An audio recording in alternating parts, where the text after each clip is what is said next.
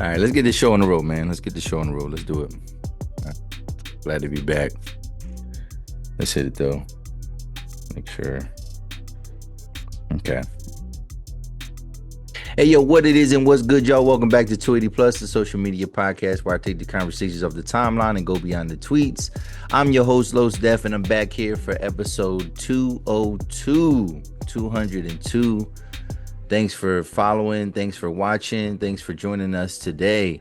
If you're brand new to the platform, I need you to hit that like button, hit that subscribe button, right? Give me a follow. Hit that share button if you know anybody that's interested in the content that we talk about. And if you want to join the conversation, leave a comment below. But yeah, we back here for episode 202, and I'm back here from vacation. I did take a week off last week because I still was on vacation, and I feel very relaxed. It is always bittersweet though when you leave some of these trips, but then after a little bit, for me at least, I get comfortable being back home, and I'm kind of glad some of that is over. You know what I mean? As I told y'all, I've been telling y'all little tidbits and things like that, but I went on two destination weddings, right? So I went to a destination wedding in Mexico, and then I went on to a destination wedding in Miami. And they both were good, man. Both really close friends. And I was going to talk about some of my experiences on those vacations. That's how we're going to kind of start the show. So we're gonna get into that, all right? And just with traveling and things like that, some travel etiquette, just a lot of different experiences, because I'm not a guy that travels too often, but definitely had some experiences I want to talk about. Maybe y'all could relate. We're also going to talk about today in this week's episode. We are going to talk about the passing of a couple stars, and as we know, they say death comes in threes, and we did get that. We did get that set of three people, and we're just going to kind of chime into that, just to give an update there. There's also an update.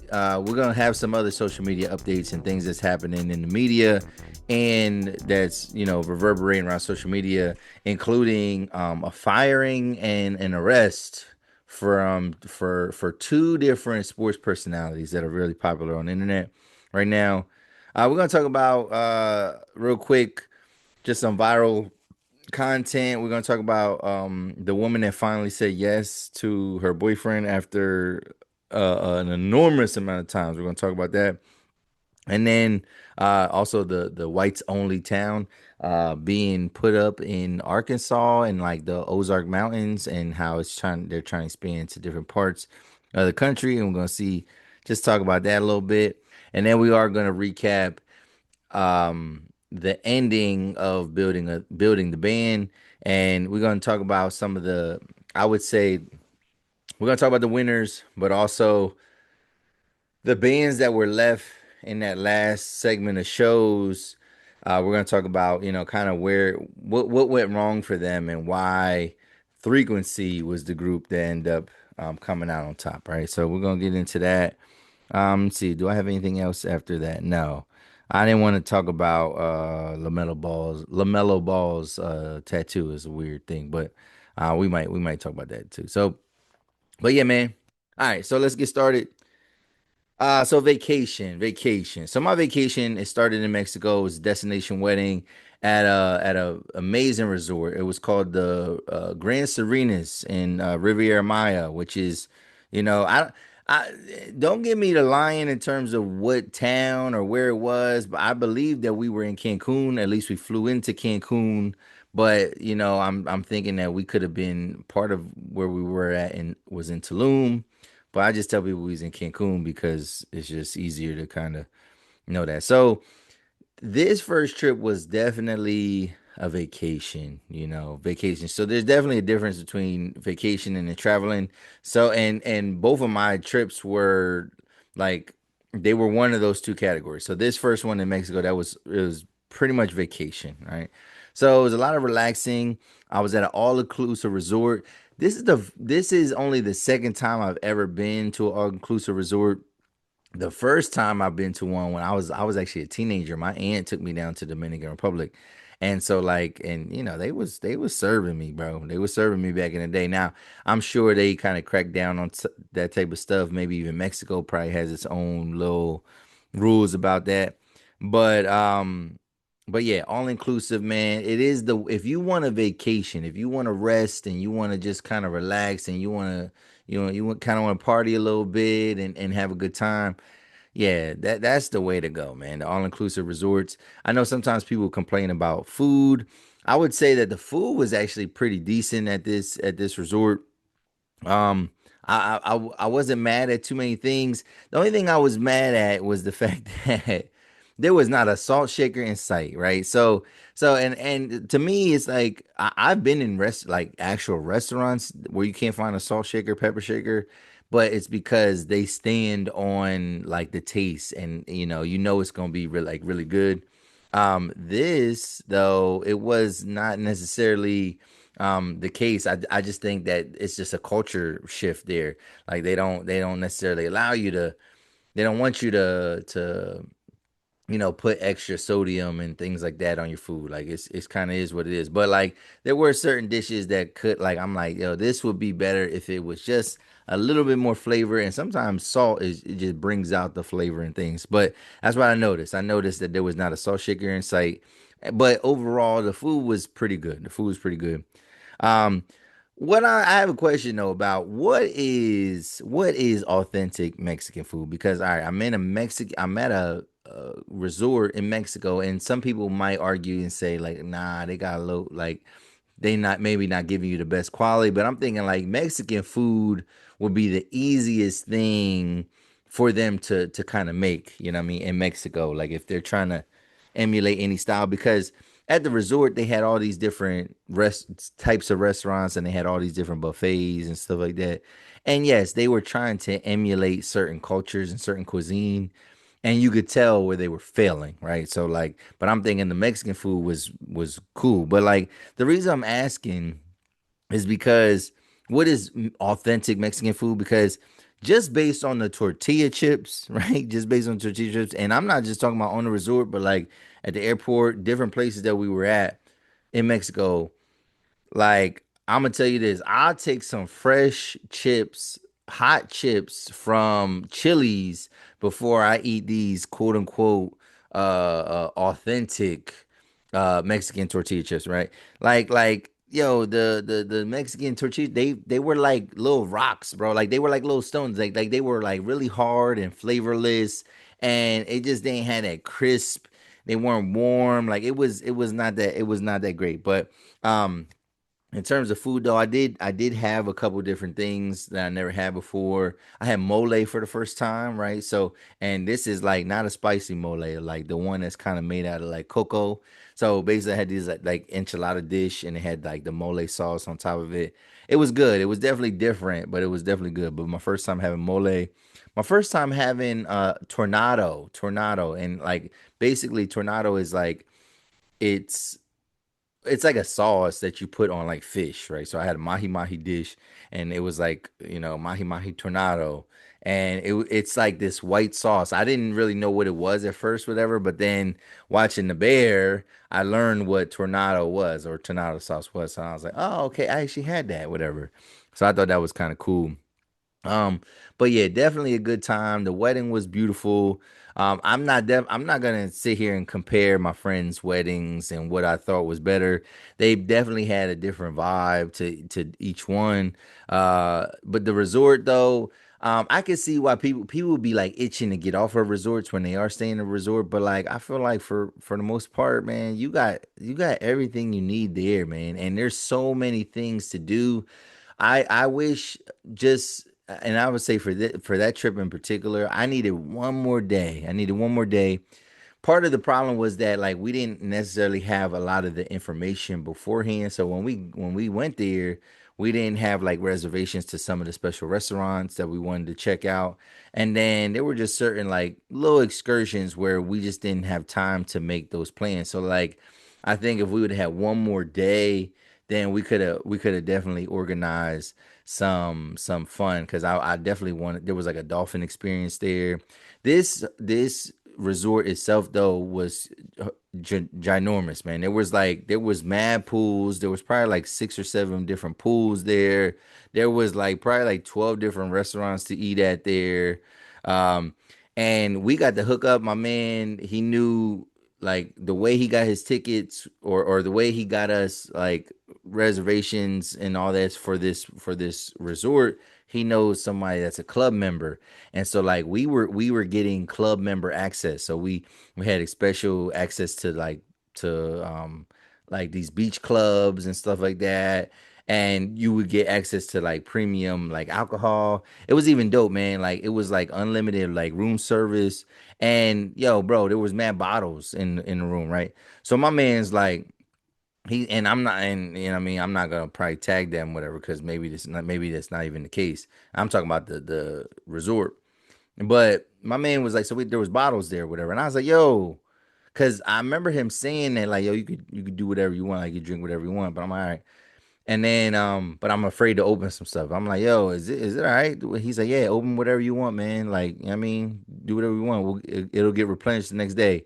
Like, and I'm talking about there was mad snacks in the room. There was all kind of bottles in the room. And I was like, for real? He's like, yeah, just, I mean, he was like, and before you leave, right? This is what he said. And the woman who he got basically the club member who he got the hookup from, she even said, yeah, before you go, make sure you put the extra bottles that whatever you didn't drink, yeah, put that in your luggage, whatever. And we was like, what? And it was like, yeah, yeah, put that in your luggage because it's yeah, it's included. Like it's okay. Like that's just what we do. And I'm like, yo, so I brought back like 4 or 5 bottles of alcohol. Like, no, actually, probably like 6 or 7 bottles of alcohol. Like, and I got a wide variety. There were certain things I left behind because it's like I don't drink that. Like, I'm not a I don't drink vodka. So I left the vodka there. I don't drink no damn gin. So that gin stayed there. But I have different bottles of like tequila, different bottles of whiskey, different bottles of rum. I got some Baileys.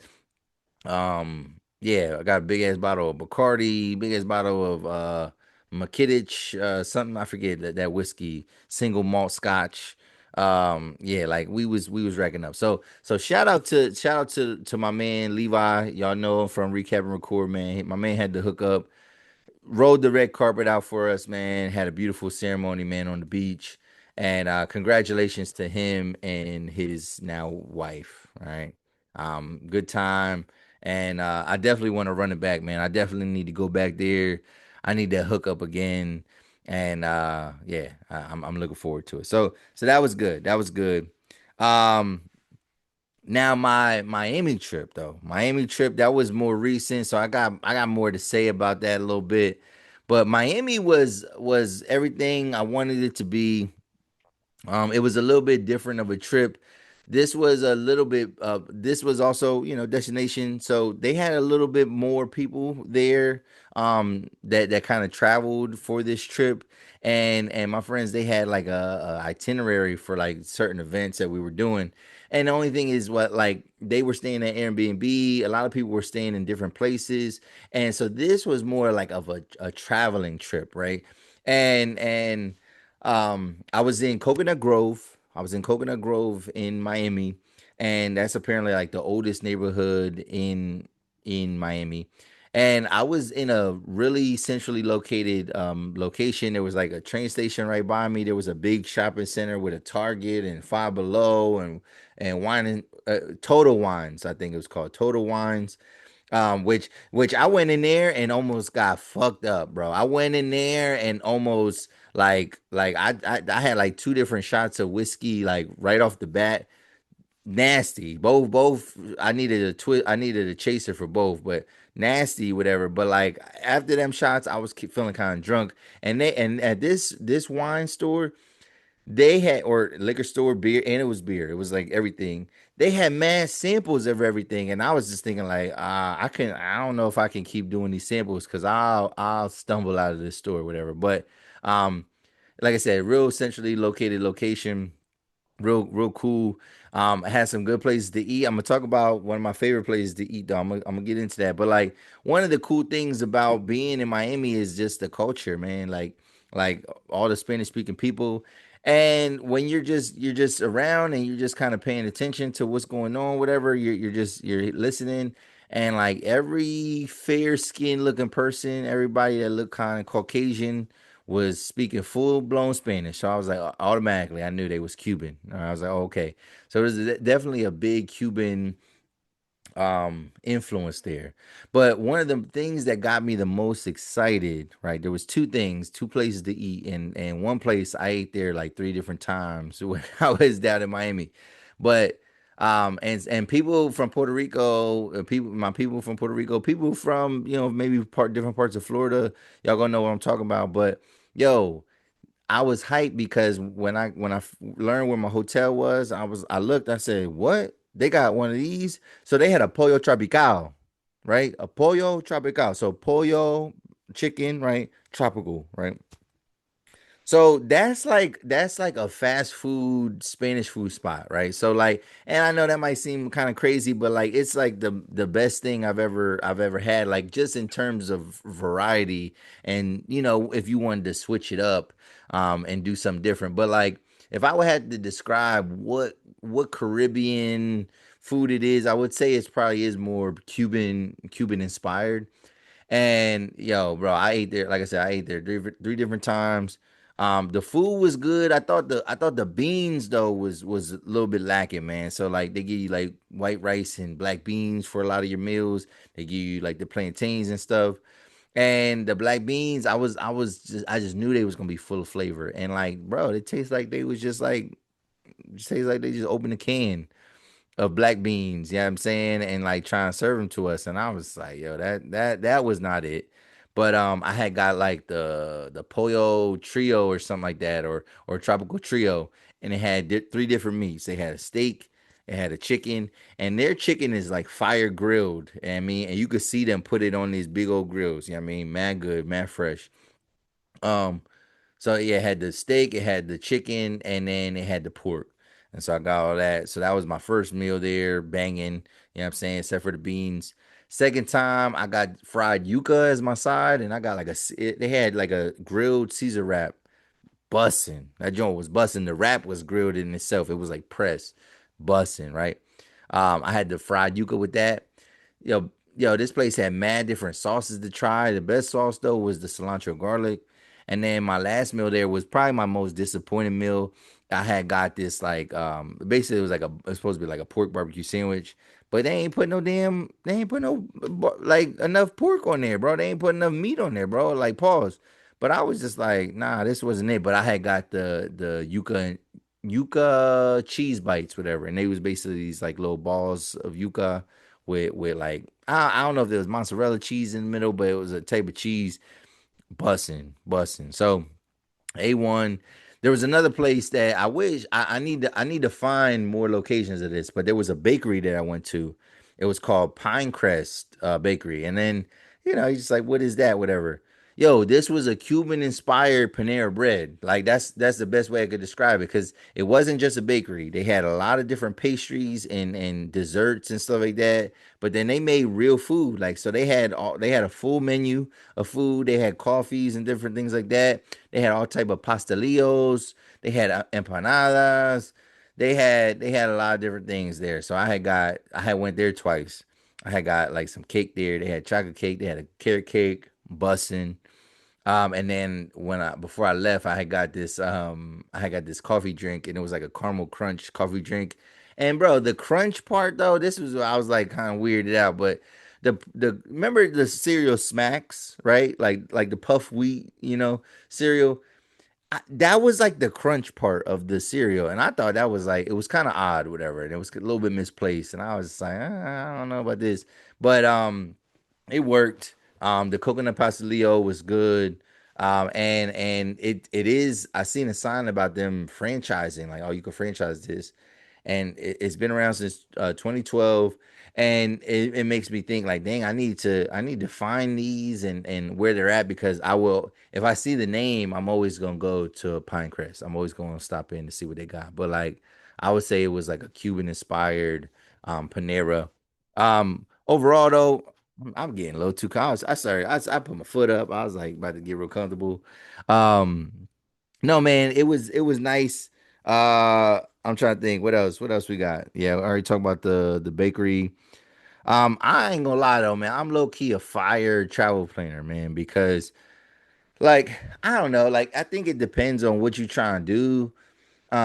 It depends on and that determines where you're gonna stay, all right? But like I'm big on if you have to drive, I'm big on making sure that you have a place that has parking because sometimes that's something that you overlook a lot of times, and that's like the biggest hassle. So always want like on-site parking. I was Ubering around everywhere, so I felt good because I placed myself 6 minutes away or 10 minutes away from the wedding venue and like 6 minutes away from where my friends were staying. So like these Uber rides was like $5, you know what I'm saying? And I looked at the maps, these walks was like would have been like a half hour. And that Miami Heat was different. So it wasn't like and I seen the bride, she said something about people complaining about Miami Heat. I wasn't complaining. I was never complaining about the Miami Heat. I like the Heat, but it's like it was heat in which you wanted to be out and about doing something. You didn't want to just be like it wasn't pleasant.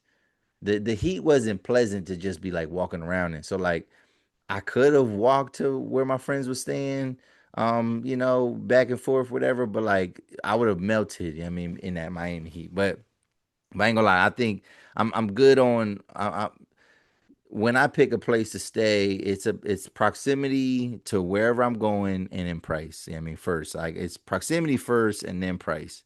I know some people go cheap first and then they just like chalk up the proximity. Proximity is, I think, that's the key point, and when you need to be planning whatever you're doing, proximity to where you're gonna wherever the main event is, wherever the main thing is, how close is your hotel to that thing? Because it makes a world of difference, right? Because maybe you are just like going out, right? Well, yeah, I want my hotel to be in proximity of all the nightlife. You know what I mean? So I don't even gotta drive. I could just like stumble over to my room, you know what I'm saying, or my Airbnb. So but yeah, it was nice, man. Um, I would say Miami though, in general, man, it's a really enchanting city, man, because like it gives you it's a full city. You know what I mean? It's a big city. There's a lot to do there, but then it's like it has that mix of like that beach town because everybody likes going, you know what I mean? If we go on the East Coast, we go to a lot of different beaches. There's a lot of different beach towns in Delaware, Maryland, and New Jersey that people from up here we frequent those places. So and that's dope. That's dope. But like and beach towns all have like a similar vibe to them, right? Like it's all has a similar like, oh, you know what I mean? Um whether you're going out or just part or just like, join the beach or you join like water sports, whatever. Like, it has that certain vibe, but like Miami has that plus big city on top of it. So like, yeah, like you ain't got to worry about just only being able to shop at like like there. I'm sure like. Cause yeah, I don't even know like if Miami has like a boardwalk and stuff like that. Cause it's an actual city. So like you don't have to rely on these generic beach stores to get clothes and things like that. Like no, they got everything. They got everything you need. So like it's like the ultimate beach trip. You definitely gonna get clear water. It might be warm though. That's the only thing. Some of that water be like it's cool that it's clear, but that stuff be warm as hell. And like I ain't gonna hold you, man. In this heat, I wanna jump in water that's like I don't want to jump in that's too hot. Like I don't need it to be ice brick cold, but I do need it to be like on a colder side because it's like what are we doing here? Like what are we doing? I mean, are we getting into a bathtub or are we getting into the water to cool down? And so yeah, so that's I really love like Miami. I got on my first yacht on this trip, man. Did a yacht party. It was like it was over 20 of us. You know what I'm saying? We had two different boats. Lit, man, lit. I almost swam to a sandbar. And it was cool, man. It was just a dope experience, man. Got a lot of footage. I'm not allowed to. I have not been allowed to post anything from this wedding or wedding ceremony or anything like that. So like, there's a lot of stuff in the tuck. I felt like I had great outfits. I feel like my fits for every occasion was dope. I mean, from the all white party to like us going out to like my suit that I wore at the wedding. You know what I'm saying? And yes, I was wilding for wearing a suit, but but the groom was wearing a suit, the best man was wearing a suit, and I figured if they could do it, you know what I mean, if they could suffer and do it, I can be a guest and I can also contribute and I can suffer as well. So man, yeah, definitely amazing trip, man. Got everything I needed out of it. And yeah, man, I can't wait to go. I kind of can't wait to go back to Miami with my friends because I know they're bound to go. They go pretty much every year. So looking forward to that. I ain't gonna lie though, man. I kind of don't need to go in the summer. Like I wouldn't mind going. I don't know. I guess the beaches. I'm assuming they're open all year round, but I need to go when it's just a tad bit like not as hot, but like it's still gonna be nice in Miami. But yeah, it was good. Another thing though, I just want to talk about real quick though was just my experience with actually traveling, right? So I don't fly a lot, you know what I mean? But obviously in the last couple of weeks I got on, total 4 flights. And I ain't gonna lie, man, I was always like the times that I've flown before, like all the times that I've flown before, I've always flown Southwest, right? Like even when I was a young boy, like I think yeah, we flew Southwest. We went to Puerto Rico, flew Southwest, and you know what I mean, because the perk was that like oh you get like an extra bag. You know what I mean, but like here's the thing, like yo you get three you could bring 3 bags with you like almost on any airline. I mean you might have to pay for. Oh yeah, that was free. It was a free checked bag. Now though they're charging you for the checked bag, so like Southwest really doesn't have any advantage over anybody anymore. The reason why Southwest is trash is because you don't actually have an assigned seat, and I think an assigned seat is important. Like I didn't realize the importance of it until like I picked like amazing seats for my trips. But like, yeah, I was like, yeah, this is nice. Even when you board late, even like it don't matter when you board, you have a good seat. So like that shit was dope. That shit was dope. So like I don't think I want to fly Southwest anymore because now we gotta pay for bags anyway. And then you're telling me I don't get a seat? Nah. So I flew American Airlines when I flew to Miami. So to Mexico, flew Southwest. You know what I mean, and like again, stressful flight, stressful situation. But on the way on to Miami, I flew American Airlines, and I just want to talk about some flying etiquette, right? So like, what is some flying etiquette, and just some scenarios that I kind of went through, and my opinion on things. So first off, um, maybe I don't fly. Well, just my experience flying. So maybe I don't fly enough, but I could not sleep at all. Like I don't know if like I had anxiety or if I was excited, but like I could not sleep at all on these flights. You know what I'm saying? And I on the American Airlines flight, I had my closest chance to maybe falling asleep, but like I didn't want to miss my soda, I didn't want to miss getting a drink, and I didn't want to miss my snack, whatever, because they definitely skip over your ass when you sleep, whatever. So I don't know if it was that or if it was just like the anticipation to getting home or going to my destination. So like yeah, I don't know how people would just be passing out. Leg room, elbow room. Which seat do you pick when you go? So like I ain't gonna hold you like it depends on the flight. So if I am gonna fly Southwest again, I need an aisle seat, man. I need as much room as possible. You know what I'm saying? And that's where you're gonna get the most room as possible. However, um, if you're on a better airline or if you're in an airline where there's a little bit more room on the plane, it don't really matter where you sit. But like I was still probably you know, ideal. Um, but also too like leg room, elbow room, whatever. Like I feel like when you're on a smaller flight too, you got to jockey for that type of stuff. You know what I mean? And like with your legs. I had coming back from Miami was the best flying experience I've ever had. So I picked the seat, right? And I knew I was picking seats that was right behind first class. And I did consider flying first class, but the it was a little bit too much. It was a little bit too much. And I was like, I don't know if it's worth it because here's the thing. I need to know what kind of plane I'm on, right? I only want if I'm gonna fly first class, I need to be on a 787, right? So the 787 is the type of plane that has two aisles that you walk down. So basically it's three columns. It's two seats, three seats, two seats. That those be the 787s. And then with American Airlines, they actually had like their first class, like you couldn't even see them. Like they let like when you get on the plane, they go left and you go right, right? However, I was in like a premium like cabin seat, right?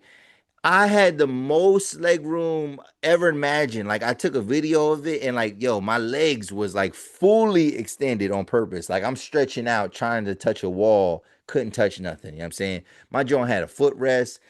The seat that I was in was so wide and big that like me and the stranger that was next to me, me and this lady, like didn't have to worry about her elbow possibly touching mine, my elbow touching hers, me having to sit back, her having to sit up. Didn't have to worry about none of that at all. Like everything, I had room for everything. Um, it was amazing. It was amazing. So that I need to fly like that again. And then, bro, when somebody is sleeping next to you, man, this is just some flying etiquette, man. Make if you are gonna sleep, make sure you brush your damn teeth, man. On my way to Miami, on my first flight, I had a window seat, and somebody was in my seat when I first got there too. So that was a whole nother thing. But when you are gonna sleep on a plane, and you might sleep with your mouth open, you might snore a little bit, but make sure you brush your teeth, man. Make sure you got good teeth in your mouth, cause the boy that was sitting next to me from from going from Philly to Miami, you know what I'm saying, just the other week, right?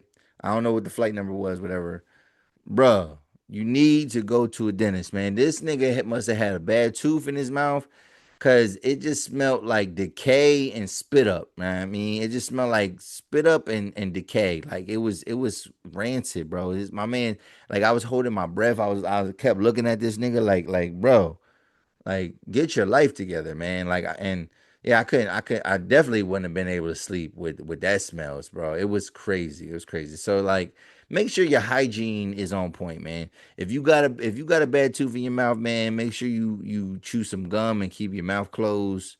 I mean, if you got, you smelling like onions, man, make sure you put some deodorant on. Make sure you ain't got no smelly feet. If you got smelly socks on, like don't take your shoes off. Like be considerate of the people around you, man. And like don't be a jerk, man. Just go with the flow. So that's just my reactions to my experiences that I had, whatever. But amazing trips, man. I ain't gonna lie, I do gotta travel a little bit more, and the Miami trip was the first time I ever traveled completely by myself. And yeah, I need to do some more of that as well, but I also just need to kind of get out there a little bit more and find affordable flights and make it happen, make it happen. So, um what else? What else? Let's move on. Let's move on. What do you think, man? Tell me, just give me some of your experiences with flying, some of your like horror stories. If you have anything similar to the guy with the bad tooth that I was next to. So, let me know in the comment section, man. But let's keep moving on. Yeah, so last week, we had a couple deaths. I mean, when I was on vacation, there was a few different deaths that occurred, and they always say that death comes in threes. And so we saw three different people lose their life, three different men, from different walks of life too. So first one was Malcolm Jamal Warner. I was still in Mexico when we found out the news about Malcolm Jamal Warner. I think it was the day of my friend's wedding, actually. And he was just saying something about like, hey man, like what's up with these accidental drownings? And I was like, what are you talking about? He said, yeah, the guy from Cosby's. So I was like, what, Malcolm Jamal Warner? Just name, I guess. You know what I mean? Because like you would say Bill Cosby. So like the guy from the Cosby show is like It has to be, see, or the guy that played Elvin, whatever. So, but I'm like, it has to be Michael Jamal, and lo and behold, it was. So like, they say accidental drowning. I think the headline need to be a little bit different because when I hear accidental drowning, I think of somebody that fell into a pool and that couldn't swim. So that was not the case. Like he definitely died due to a rip current. So he was in off the coast of Costa Rica, and he was swimming with his daughter. And I guess it got kind of, I guess there was a rip current, and you know what I mean, kind of got sucked down to the waves. His daughter was saved, but like Michael Jamal Warner was not saved. Or he was recovered. He was recovered, but he was recovered unconscious, and he ended up dying shortly after they recovered him. And that's just a tragic way to die, man. But like, I just wonder, what I wonder with that situation is the fact that, like, what are the regulations in a place like Costa Rica? Because that sounds like, if you go into Costa Rica, you on a family vacation, it sounds like your situation is a little bit more secluded. He's a celebrity. Not saying that people in Costa Rica automatically recognize him, but like, as a celebrity, I'm sure that he probably had like a little bit more of a private situation. So, like, what are the regulations? How does a person know when it's unsafe? Because if you're on the East Coast, and like, you go to one of these beach towns, they got lifeguards everywhere. And what they do is they place these like flags, and they'll create a barrier to where like you're not supposed to swim within this barrier, because if you do, you can get sucked in by a rip current. Like they're able to see the currents and things like that. But like, if you're in a place like that in Costa Rica, like, is it the same way? Do they block certain parts off where they don't want you to swim, or is it like every man for themselves? And like, how far in advance can you see something like this happen, or does it happen just all in a second? But tragic, tragic, tragic way to lose your life, man. And then just learning a lot about Malcolm Jamal Warner over the last couple weeks. And I didn't realize that he got into music. And like, my man is like, I think he won a Grammy, but he definitely is Grammy nominated several times. He dropped several albums. Just involved in a lot of different things that didn't have to do with just acting. So he was a little bit of a jack of all trades. Definitely an icon when it comes to like black TV, and he will be missed, man. He will be missed. Whether I watched anything of him recently or not, like, just the memory of him, and the fact that obviously he passed before Cosby makes it even all the more tragic. So we lost him. Then there was an announcement about Ozzy Osbourne. So Ozzy Osbourne, he passed away. I mean, we're gonna just say of more natural causes. Definitely not a tragedy in the same way, but like, Ozzy just reconciled with his band, Black Sabbath, and they just did like reunion concert, and so after making it right with them people, for him to check, I didn't really have no problems or issues with Ozzy Osbourne. Kind of, he had his run obviously back in the day, and then he had a lot of little different antics. I feel like Ozzy was always on MTV. Like, one, he had this series, but like, his name was always featured in different things. We always knew about headlines with him. So Ozzy passed, and then the last name that we're gonna talk about that passed away, and this one is the one that basically kind of stirred up like a lot of controversy, and it was the passing of Hulk Hogan, aka Terry Bollea. So the Hawk passed away, and it was like a day after, or maybe even like the same day, but a headline that I saw that Ric Flair had beat cancer, he beat melanoma, and then we see Hulk Hogan pass away. And so, yes, right away it was shocking. Like, for me, I was like, oh dang, Hulk Hogan. But then I one, as a entertainer, I never was a fan of Hulk Hogan. I never thought he was the best wrestler. He was the face of wrestling, and I think he's very iconic, and you can never take that away from him. Like, what he's done, what he did for that entertainment industry, you can never take that away.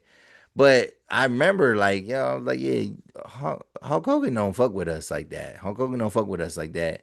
And then obviously the controversy we bringing up or rehashing is the fact that he used a lot of racial slurs when and I don't know if this was just a private recording or if this was on video, but there was definitely audio recording of him talking about his daughter dating interracially, and he was basically dropping the hard R N word and describing him and kept saying it, and it's like, yeah, I don't want her with he wasn't saying a black guy, and that's the thing, he wasn't saying black guy. I don't want her with a black, he didn't say I don't want her with a black guy. I don't want her with an N word.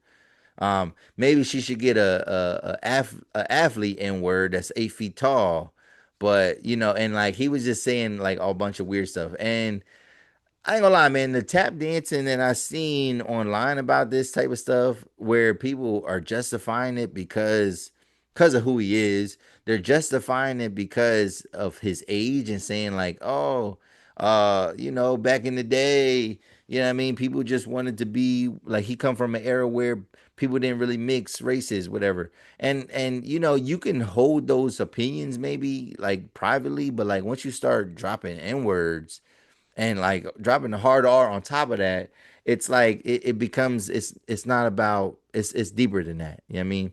And then you had the people justifying like, oh yeah, like because the boyfriend was a bum. It's not that she didn't want her to date black dudes. He didn't want her to date a broke black dude, whatever. But I'm like but the thing is he degraded us. He didn't just say black man. He was saying N word, N word, N word, right? And I seen a lot of people kind of tap dancing around that and was just like, yeah, well, I don't like my daughter around this type of person either. And I'm like, yeah, but like, yeah, I mean, when you have a public image, and you are especially like what he kind of stood for, America, and he's supposed to be this revered hero. It's kind of weird that you talking that way. I mean, because yeah, you have a lot of black fans, you know what I'm saying, but like, is that how you feel about your black audience? um and obviously then the talk is, people were defending just his legacy. And I don't think you can't deny what he did. Like, you can't deny his impact on wrestling, on pro wrestling. But like, everybody don't gotta like it, and everybody don't gotta respect his legacy. I seen a couple people trying to separate almost the character and person, and that one of those people was like Michael Rappaport. And so he was like, "Yeah, man, don't disrespect the Hulk," like, and talking about all the joy that he brought. And I kind of got what he was saying, because he's trying to separate like Hulk Hogan, the idea of Hulk Hogan, the persona of Hulk Hogan, the character of Hulk Hogan is it's one thing, and like maybe the racist is Terry Bollea. However, we can do that, and we can make that separation. However, but like, no, I don't think because we was calling her Brooke Hogan. We wasn't calling her Brooke Balia. You know what I'm saying? So like, it's definitely, it's not cool, man. It's not cool. And I think you can definitely love what he did for wrestling, but still not really fully fuck with him. You know what I mean? Now, again, my age, you know what I mean, I seen Hulk Hogan wrestle and things like that, but like, I had a whole different group of wrestlers that I was like that I enjoyed watching.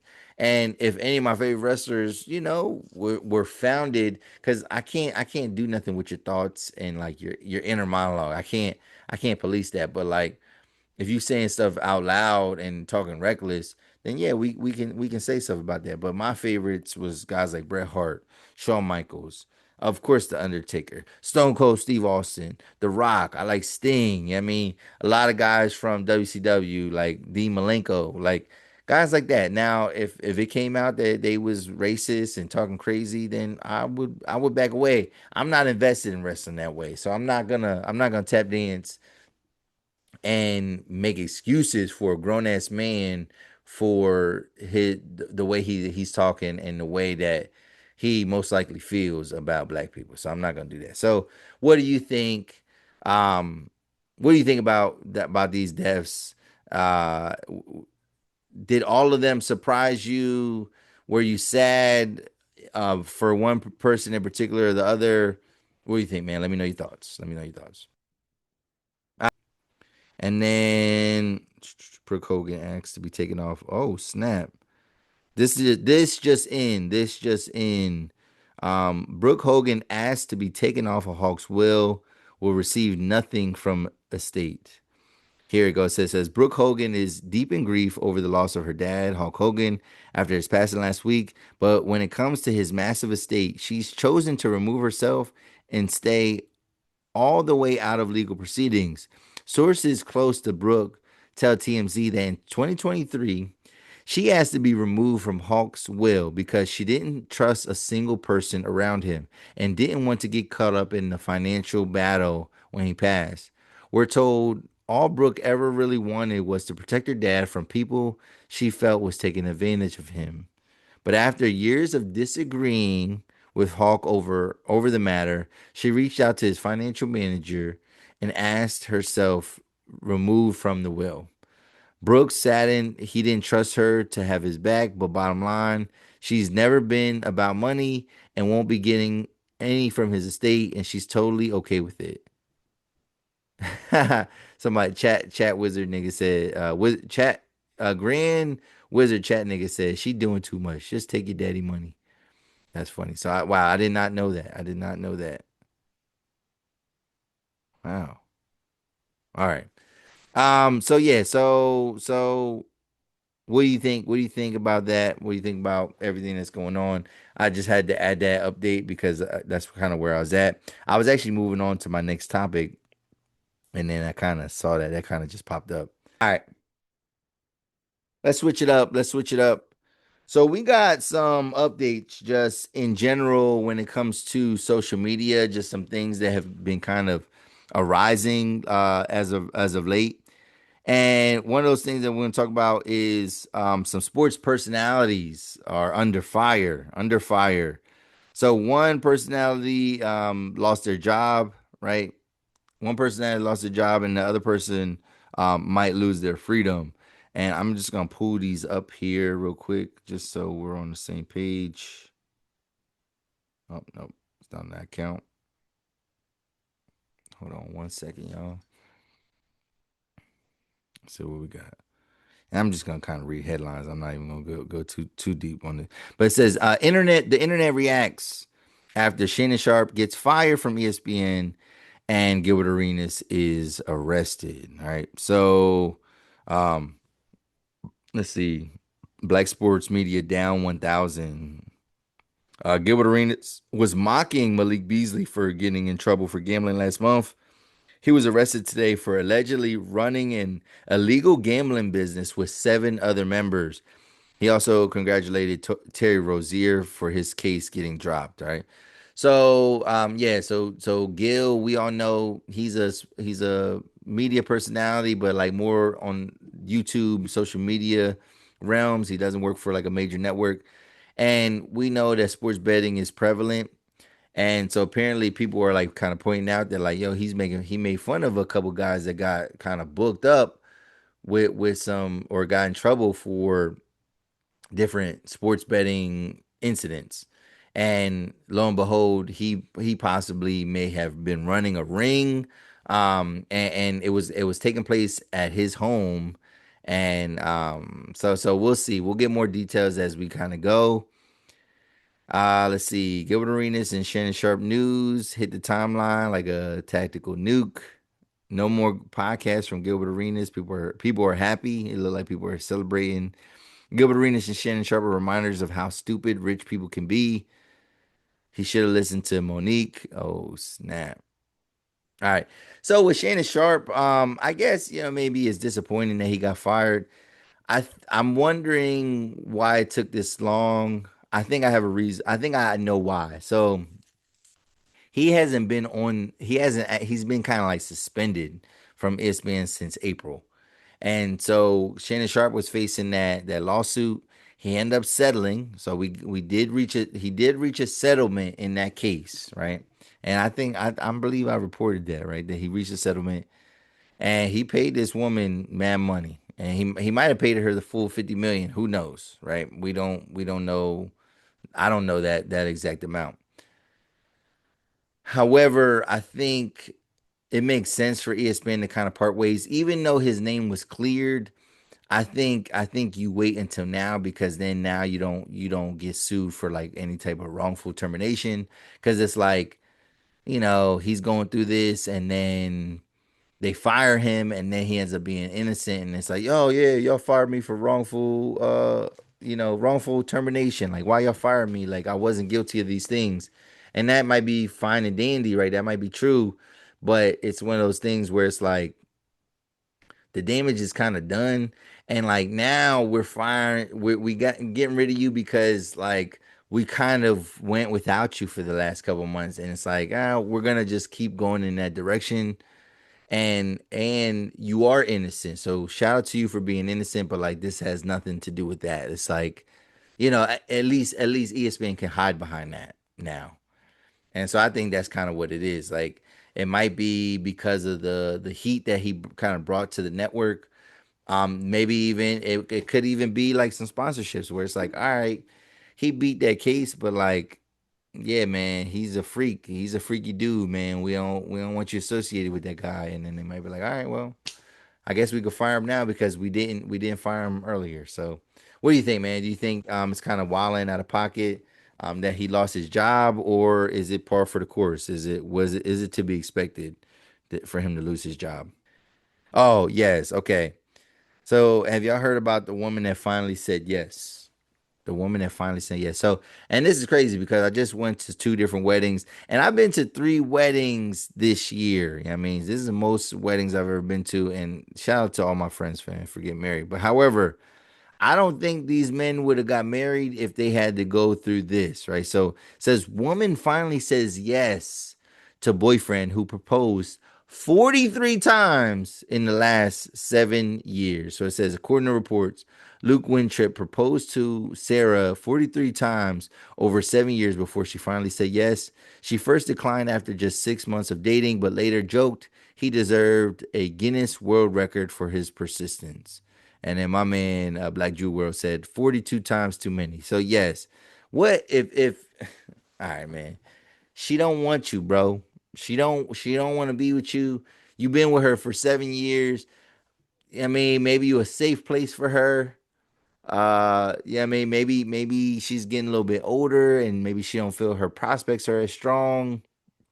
Maybe the other guy that she was messing around with on the side moved on and got with another joint.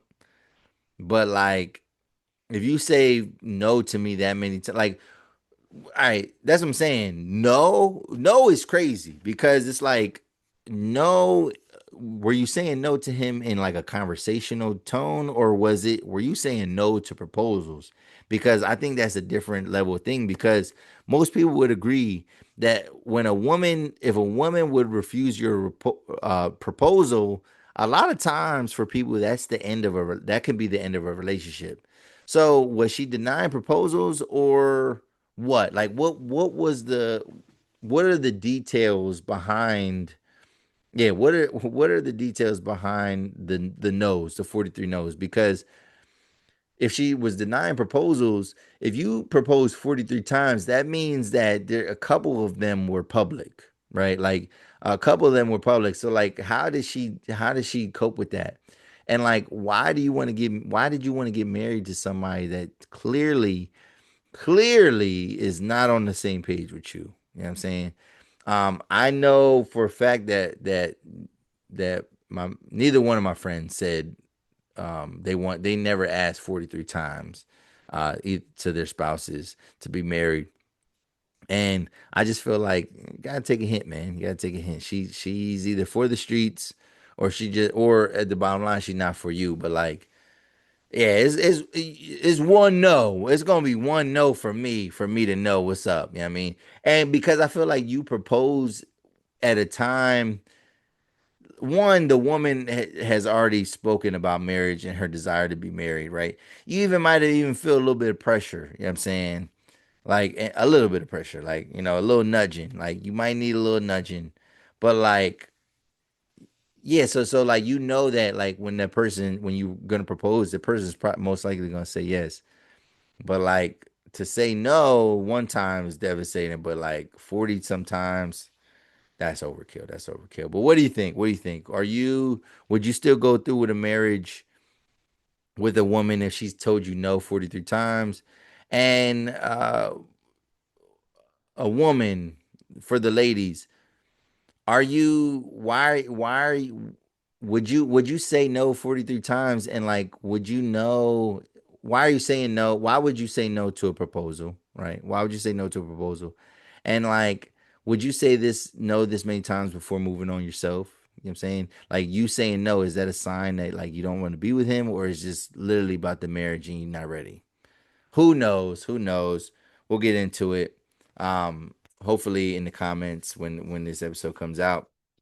But we're gonna move on to our last topic. Our last topic, and when we're talking about, I believe this is our last topic. Oh no, no, no, no, we're not. No, no, no. Scratch that. Scratch that. Hold on. Hold up. Yeah. All right. Before we move on to the next topic, because yeah, we actually got two more topics here. So let's see. I gotta pull this up because I haven't looked at this in a while. Oh, okay. Here we go. Here we go. So have y'all heard about that town in Arkansas, the whites only town that's going up in Arkansas? So a whites only town gives an inside look into their community. You don't let everyone into your home. That was like the tagline or quote, right? So here it says a whites only group called Return to the Land, RTTL, gave an inside look into their exclusive community as they attempt to expand their community's reach from northern Arkansas to a land near Springfield, Missouri. The group is potentially creating a whites only space where those attempting to become members are evaluated based on European ancestry, and anyone who identifies as a Jew is denied membership. RTTL, described as a private member association, was developed in 2023 in northern Arkansas on 160 acres of land. Eric Orwell, co founder of the group, told Ozark First that the group is hoping to expand to an area of land outside Springfield soon and eventually to expand to all 50 states. Orwell stated, we wanted to ensure that white Americans who value their ancestry will have the ability to live among like minded people in the future if they chose to do so. Regardless of demographic changes, whites should have the ability to live among their own people if that's what they want to do. And mass immigration is quickly making that nearly impossible in many Western nations. If individuals decide to live in multiracial communities, then they should be allowed to do so, but want racial we don't want racial forced on us in every aspect of life, right? So here's the thing. First off, there's already white only communities. That's why there's HOAs, right? That's why there's HOAs. That's why um, you know, uh that's why in certain communities, you don't even qualify for certain things. Realtors and brokers can qualify. Banks can qualify and deny you based on your race. And obviously, they won't say it's your race, but like we can look at candidates of both races, and we can see instances of black people getting denied. So whites only, and it's a kind of a that's part of like that is a part of like white privilege is the fact that like in most areas of the country, you can go to a place where you're going to see people that look like you. That's not my luxury. I can't go to most places in the United States and find other black people. Like I can't. If you're a white person, you can go to most places in the United States and you're going to find people that look like you. You're going to find people that believe what you believe. You're going to find people that, kind of fuck with what you fuck with. Um, what I've been seeing though is like saying like, oh well, why don't you just like if black people have a problem with whites only community, why don't they just build their own communities? We have built our own communities several different times, and a lot of times they were burnt down. A lot of race riots way back in the day, a lot of massacres that happened way back in the day happened to all black towns, villages, and cities, and yeah, they like no one ever let us. No one. We created these places, but like they were never allowed to kind of remain. So like this just sets a weird precedence, and I don't think that we should be allowing open bigotry to be a thing. What they're doing is because it's a private member association that allows them to kind of get away with making this a community, and where they can deny membership or patronage, or you live there. But yeah, no, it's weird. We cannot let just blatant bigotry kind of just run rampant. And I don't like when people say stuff like, "Oh yeah, I like my racism in my face. I like to know that you're a racist." Like what does that do? You know what I'm saying? What does that do? Like knowing that you I mean, because y'all say that, but then still fuck with the racist though.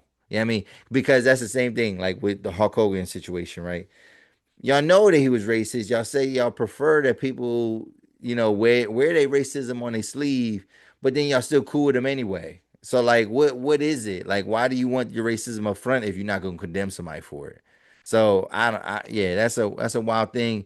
I'm one hand, I'm gonna say like, yeah, let them have whatever they want, but I just feel like that's where it gets tricky. I feel like when you open the floodgates for certain things, yes, we could be making a slippery slope argument to where it's like, because yeah, I'm thinking it's gonna snowball into something bigger, and maybe that is a slippery slope. But we've seen just different things in history to where like all it took was one thing. Precedents, when we talk about like in the legal court system, that's everything, right? Because what they do is when something is passed, they use that precedence to justify other laws and other things. But it's not gonna go in it. If we're talking about people of color, we're talking about black people, Hispanic people, in most instances, it's not gonna go in our favor. So yeah, we do need to intervene. We do need to speak up. We do need to not we need to not be okay with this. I mean, but what do you think? What do you think? Let me know in the comment section below. And then yeah, yeah, yeah, this will be our next thing because it's gonna take a little bit of time. It will be our last topic. So let's switch gears here. We're gonna talk about building the band. All right, so my last episode, I was talking about building the band, and I was kind of discussing it because it had just kind of premiered. It just kind of came out, and just kind of giving some insight. But then a couple weeks have gone by now, and a couple different cycles. So they were releasing like a couple episodes each week. So it was like a 3 week. It took like 3 weeks altogether, but we now have a winner. We reached the end of the show, and our winner of this competition was a female trio called Frequency. All right, now I think the name it's a little bit catchy, but it's a little bit cringe. It's a little bit off, right? Um, and so when this show got to the point where they started eliminating people, there were six bands, right? Because yeah, they were trying to form these bands, and then we got to that stage. And so what I wanted to do is, so yes, Frequency definitely, I feel like they deserve to win. We're gonna get into them, but we're gonna talk about some of the other groups in this competition and why I think that they lost and they did not make it. And we're gonna kind of go to the point when they end up having like five because they got rid of the group Siren Society, and for them, they were like one of the first. They were the earliest group to leave, and they just didn't really have any like great vocals. They had like a generic sound. They just seemed a little bit raw of a group. But then, yeah, let's go through some of these teams that then got eliminated. Then the next team to get eliminated was the team who I wanted to get eliminated. So if you saw my last episode, I talked about this contestant named Allison, and how I was like, yo, I think they kind of deserve to go home because of like some of her antics and her attitude. And it just she rubbed a lot of people the wrong way, right? So Sweet Seduction. So one, the name is very generic, very corny, like Sweet Seduction. Like you're not naming no. Why would you name your group that? But anyway, They deserve to go home. They deserve to go home. They were all out of sync. They had great vocalists.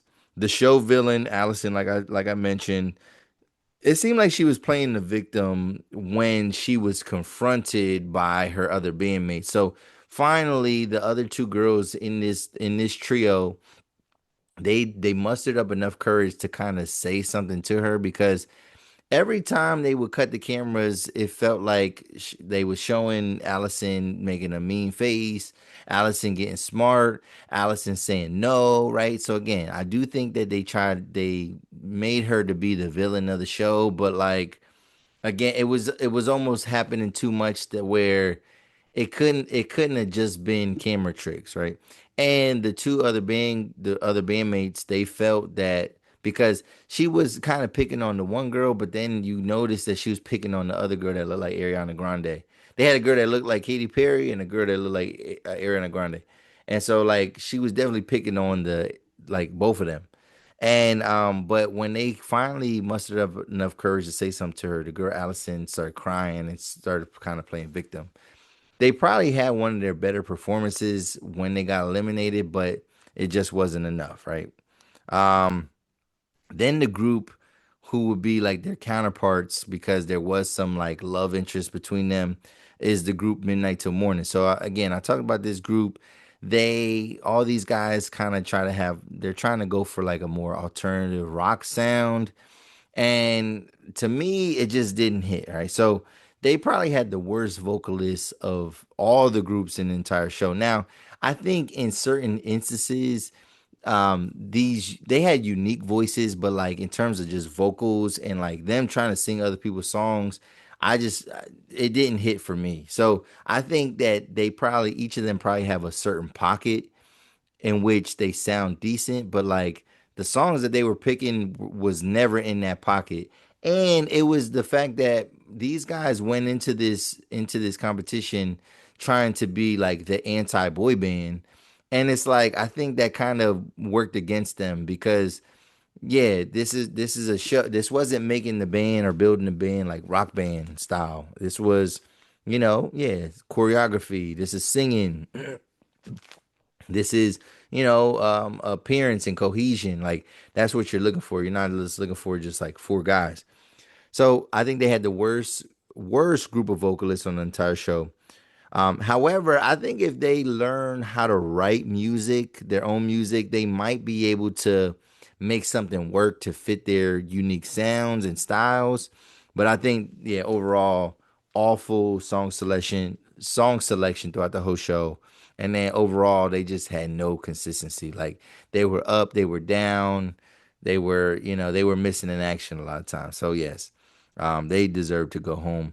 The group named Solidified. So that was the next group to get eliminated. So they made it to the top three. The top three were season four, Solidified, and then the winners, Frequency. So Solidified, great sounding group, great song selections.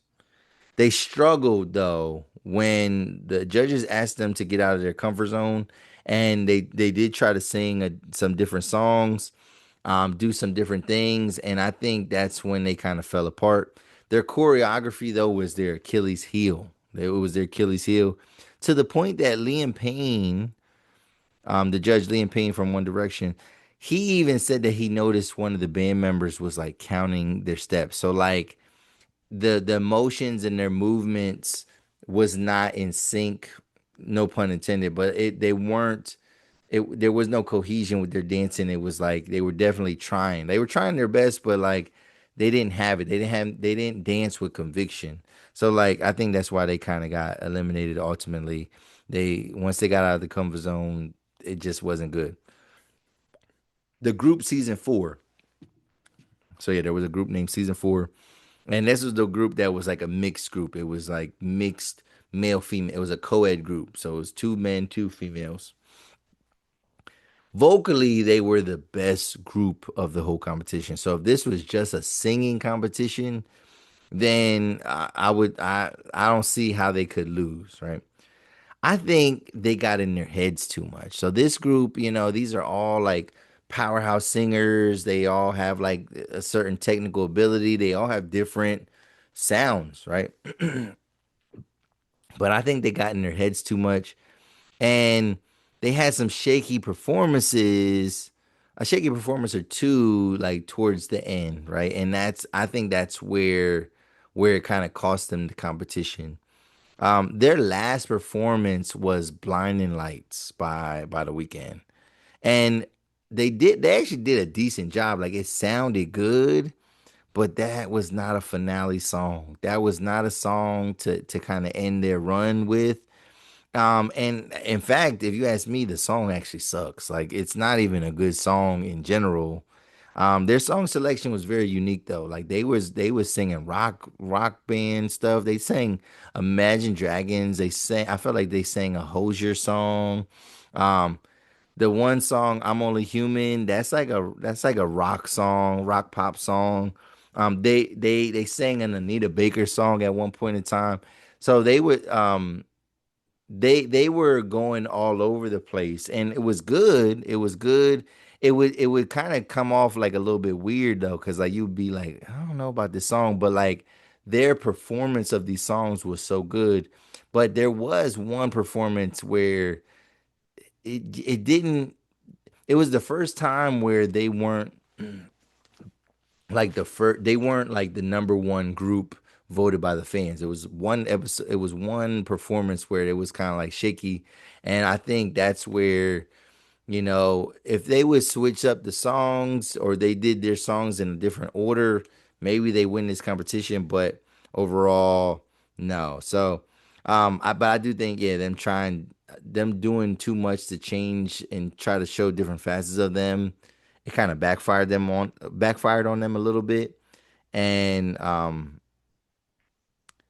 they just they had their team was kind of like on their heels, and well, or there was a team that was on their heels, which was Frequency, and Frequency was just gelling perfectly at the right time, right? At like the right time of the competition because they were just Frequency's trajectory was up the whole way.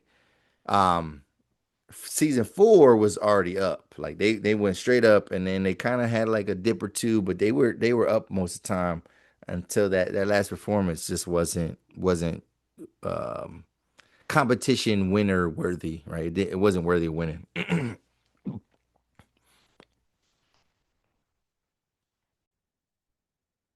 But this group Frequency, though, I gotta say that this group is the one that this is the only group that got better every single performance. Like they truly got better. Like they were kind of like middle of the road in the beginning, and then there were performances where like you could see like, oh no, they are the best group in this. Um, they were the total package. So this was a trio of girls, right? And different flavors. They had different flavors of the girls, you know what I'm saying? They didn't all look alike, but when their costuming was always on point. They always looked like they were a group together. They look like a Destiny's Child. They look like a 702. They look like a Total. They looked like a 3LW. Like they look like, and I don't think I realized that is like for girl groups, that is like the magic number. Like, and even Destiny's Child, they started with four, but then when they whittled down to three, that was like their magic number. And like, yeah, look at all these. There's so many female singing groups where it's three girls. Like even the group Black, right? BLAQUE. Like there's so many TLC, right? That's one of the biggest ones, right? Um, yeah, like that is truly like the magic number. Um, but I would say that they definitely found their stride right at the right time. It's like kind of like the NFL playoffs. Sometimes it's not about the best team overall. It's about who gets hot at the right moment. And they were a team that got hot at the right moment. Like I said, they had the best aesthetic. They had the best matching outfits every week. And they were a group that really played into one another's strengths, right? They also had the best choreography of any group on this entire show. Now, Solidified, they had good dancers in Shade and then the other boy Malik who could dance, but obviously then they had the white boys that couldn't dance at all. This group was a group of dancers and singers. They weren't, however, and I say singers, they weren't the strongest group vocally. They were not. They were not the strongest group vocally. But they picked amazing songs every step of the way and made up for any vocal shortcomings. They made up for it with their performance. So like their last two performances was they performed this a Chloe song that John like I do like I like they performed that, and that joint looked like a award show. That joint looked like a concert for real. Like the dancing, the energy, the visuals, how they looked. Like, it was a sexy song, and they kind of played into that. It was an amazing performance. Like it was like a showstopper performance. And then their last performance, they picked Mariah Carey song, "Always Be My Baby."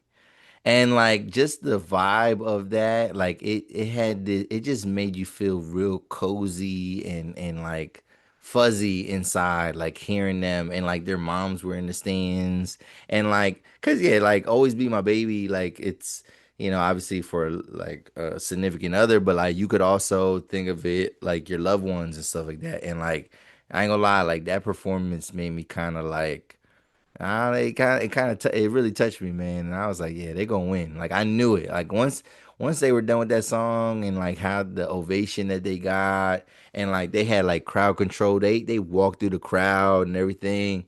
I was like, oh, they gonna win. They gonna win. And lo and behold, they won. So I looked up some of the groups and like where they at, where they're still together. Frequency is still together. They're one of the groups that's still together. A lot of these groups are still together, except for like maybe Sweet Seduction. Um, I think it's hard for them to kind of keep some of this stuff going. I didn't know that they were able to like be a group outside of the show though, if they didn't win, because I would assume that like stuff like this, there's like naming rights and things. So maybe they signed certain contracts. Um, it's also like too this not like it's not a centrally located like thing where like only artists from like Chicago or whatever, like Midnight to Morning, they had two guys from Australia in this group. So I can imagine that like if you didn't win and you don't even have that prize money, how it would be really difficult for you to even continue this. The most shocking thing though, even outside of just the winners and performances, was kind of my own ignorance. Like I did not I remember that I seen a headline about a member of One Direction dying. I remember that where but I don't know One Direction. Like I don't know it. Like if one of their songs comes on, I can identify it, especially if I see their voice, if I see their faces and stuff. But like as big as they might have been, I didn't know anything about their music. I didn't know outside of Harry Styles and Zayn Malik, I didn't really know the members of the group. So when they said Liam Payne and they say he's a judge, I was like, oh, okay. Well, I didn't realize that he was the guy that died, like from One Direction. And so and I didn't even notice this at first. I had to kind of go back, but like they kind of pay tribute to him and say in love and memory of Liam Payne. And it made me feel bad because I was like, damn, I like really live under a rock to where like I didn't even know who this guy was, and I didn't know that he was not around. And then it makes it like because he passed away in October of 2024. So then it made me think like I'm surprised this show came out, right? They probably were contractually had to like still air it because they probably had to contractually give these people this money. But it was probably like the last thing that he did on the, doing the show was like the last thing that he kind of worked on. And yeah, man, he had a tragic death. And um yeah, it's just kind of crazy. And I don't even know if like this show, like I'm hoping that we see more seasons of this show, but like obviously they gotta find another judge, somebody that's I feel like will fit the mold, but also is maybe charismatic in their own way. And but I think that's probably his death is probably what also made the show get delayed. Like this is probably a show that was supposed to come out maybe January of 25, and we didn't get it till July. So there's probably like things you had to navigate when somebody passes away, and like, showing his likeness and all that, and making sure the family is compensated for whatever. So yeah, it's probably a big thing. But yeah, man, R.I.P. to Liam Payne. R.I.P. to R.I.P. man, rest in peace. I mean, even if I don't have no grudge with, but all the people that lost their lives, these celebrities that lost their lives, and I know you had a lot of fans that are was always rooting for you. But what you think about this week's show, man? We talked about my travels. We talked all about my travels. We talked about Shannon Sharpe and Gilbert Arenas. One getting fired, one getting arrested. We talked about the all-white city, the whites-only city going up in Arkansas and trying to stretch into Missouri. We talked about that. What else did we talk about this week? What else did we talk about? Yes, building the band. Obviously, all about Miami, all about Mexico. The celebrity deaths that we witnessed. And then the woman that finally said yes after like 76 million times of being asked to get married. So what do you think about this week's show? Yeah, we're back on our regular schedule, man. Once this is out, we're pumping and we're back to what we're doing. I can't wait to talk about the Shy finale when that finally drops. So be on the lookout of hearing me talk about that. Also stuff going on in the world of sports. It's training camp time for football. Summer league is over for basketball pretty much. So man, we get into other things. Obviously there's TV shows, there's maybe some movies that we want to see, whole bunch of things, man. But this is your one-stop shop for all things culture, entertainment, and sports. Yeah, man. If you're still watching, I need you to hit that like button, hit that subscribe button, leave a comment below if you want to join the conversation. If you know anybody that likes anything that we're talking about, hit that share button. But yeah, this is another episode of the 280 Plus podcast. This is episode 202. I'm your host, Def, and I'm out, y'all. Peace.